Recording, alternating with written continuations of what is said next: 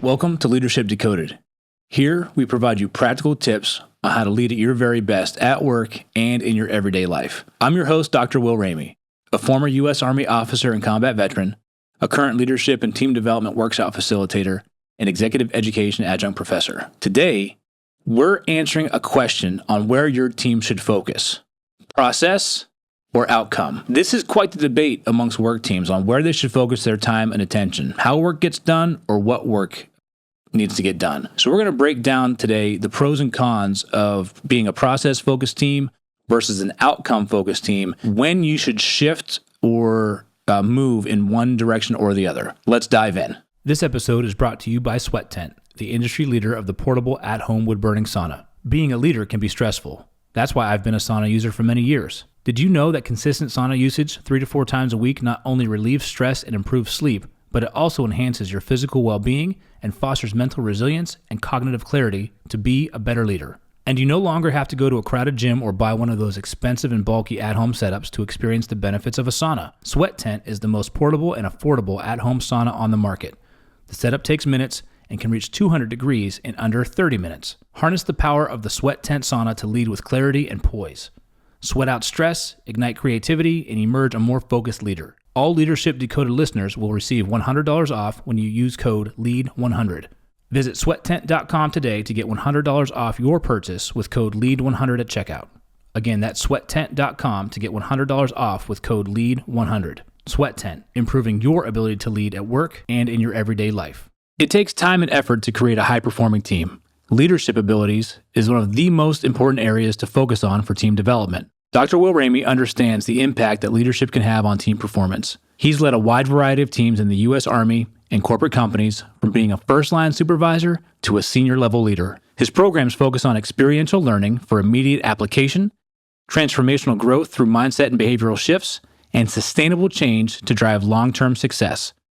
If you're tired of traditional learning and development programs and are ready for a hands-on learning experience that will increase knowledge and provide practical application directly to your work environment, reach out today.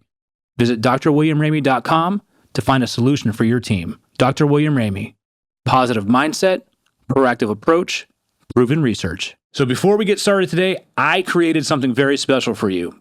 My free guide on how to improve team performance. This is going to walk you through the first 3 steps that you should take as a leader when you are either coming into a new team, your team has been shifted, maybe you just need to recalibrate where your team is at. This guide is going to help you through the first 3 steps to identify what you should be doing, where is your team at, and where do you want them to be, performance-wise, connection-wise, and the like. So head over to drwilliamramey.com. Download your free guide on how to improve your team performance. So let's dive into the question at hand today. Should my team be focusing on process, or should my team be focusing on outcome? And the answer is, it depends. So it sounds like a simple question. The wrong focus, though, at the wrong time can actually derail performance. One team might stall because you're so stuck in these rigid procedures. And one team might be moving out swift, fast, and in a hurry, but towards the wrong goal, towards the wrong outcome. So understanding what works best when will help you align your team on what they need and to be able to focus on the right thing at the right time. So which is better? It truly does depend. Let's talk about the when and the why and the difference between being process-focused and outcome-focused. A process-focused team prioritizes how the work gets done, what steps to follow, what procedures to take, how should we divide tasks, how are we going to stay coordinated. It's about the processes of work getting done. And through those processes, we'll achieve the desired outcome. That's the intent. So if we focus on how work gets done, how we communicate, how we share information, who's doing what, and divide those tasks up, then work will just happen. The outcome will just occur. As opposed to an outcome-focused team.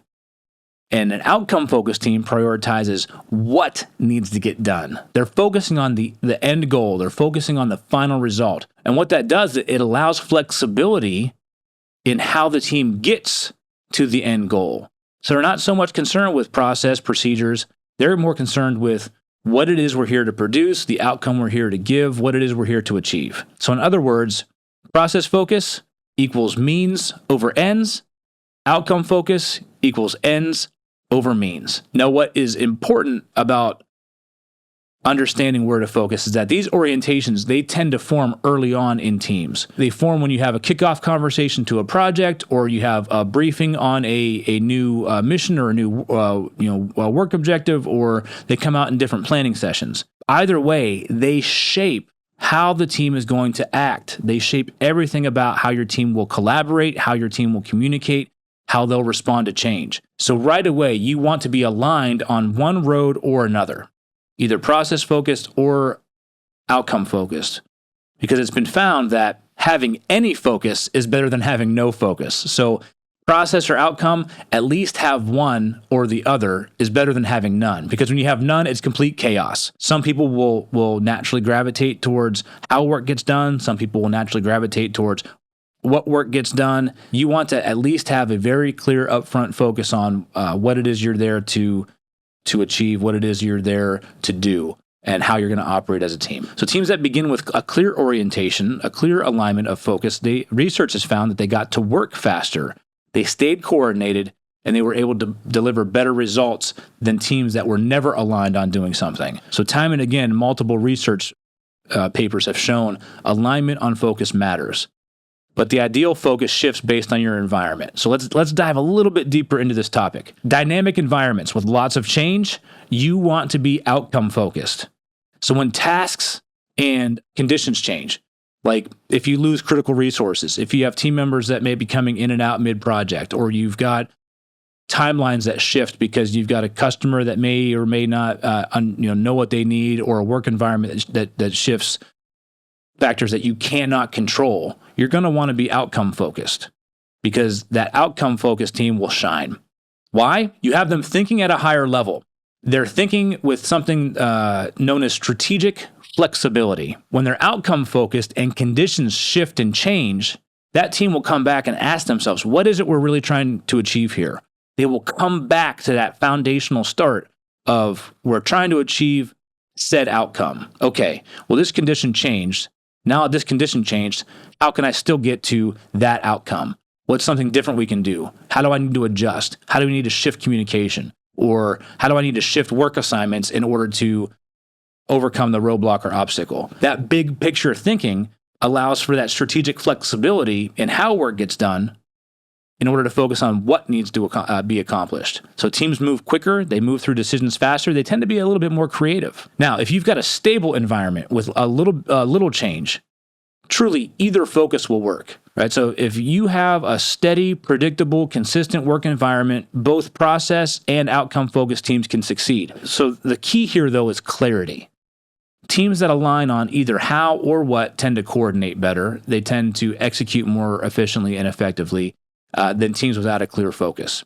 So take a step back and think about your work environment. Now, today, we see these wild swings in work environments. Understanding what external factors may impact your work, whether that be political, financial, global shifts in different markets. There is a lot of things that may be out of your control that shift. But if you work in a steady, stable environment that's not impacted by maybe some of these changes, then you'll understand where you need to focus. The third type of environment is when tasks that require precision or procedural quality, you want to lean your team towards process focused. So in theory, if your task depends on the quality of the process, think of things like scientific experiments, medical procedures, surgical teams, legal proceedings. These are very procedural focused environments at work. You're going to want to focus on how work gets done, because the outcome is there to be achieved, but it's the process that you have to have that rigor attached with and that reliability on time and time again. You can't skip a step in a surgery. You can't potentially skip a step in a scientific experiment because you won't know what worked or didn't when you go back to recreate that experiment. You can't cut a corner in a legal proceeding and make a presumption, right? So you need to be more focused on, did the process of working produce the outcome that we desired? And if not, you go back and look at that process. So we would think about choosing the right focus for your team. Think of it like this. If your team environment is fluid, if it's fast changing, start with an outcome focus. Prioritize the goal. Give people a very clearly defined end state. a very clearly defined objective of what needs to get done. And then the team will adjust the path to get there, being outcome focused. Give them the space to make decisions. Give them the autonomy that they need. Empower them to determine how work is going to get done. Give them the autonomy that they need. They'll surprise you with what they're able to accomplish as they run towards that end goal and outcome. And if your team environment's stable and routine, process focus can help build efficiency and consistency. Outcome focus can help build a focus on adaptability. Just make sure that you don't let the process become the goal or the goal become the process and vice versa. Stay stable, stay flexible to what the situation calls for. And no matter what the situation, don't skip the conversation. The conversation is key. Bring your team together, understand what needs to get done, how things need to get done, get their input. Ask them if they're confident in their policies and procedures and way of doing business. Ask them if they need to have a change or a shift in how work gets done. Teams that begin with no focus consistently underperform. Take 30 minutes to bring your team together and give them the priority. Give them that. Seek their perspective. Seek their understanding. Seek their input on what should be the focus, process, or outcome. Have the conversation about the environment and what may change. Give them the why, give them the purpose, and let them come up with the focus. Just make sure everybody can live with it, it's clear, it's connected, and you can move forward together. So your team doesn't need to choose between structure or vision necessarily. It needs the right focus at the right time. You can start every project, you can start every endeavor. You can relook at your operations management and think about what type of environment am I in? What type of focus does my team need? Match them up and move forward. Do we need to be more adaptable? Do we need to be more consistent? Do we need to have more rigor in process? Do we need to be more creative? Think about that and apply it so that your team is aligned on a focus. And because teams that perform best, they're not always filled with the smartest people. They're not always filled with the best performers, just like athletic teams, right? But the teams that perform the best are the ones that are aligned on the focus. They're the ones that are aligned on what needs to get done or how it needs to get done, and they're working in tandem, they're working together. So at the very least, if your team is in chaos, pick a lane and move forward and start there. Don't forget to go over and download your complimentary free guide on how to improve team performance. You can find that at drwilliamramey.com. It will help you get started. It'll help you recalibrate where your team is at today and where you need them to be.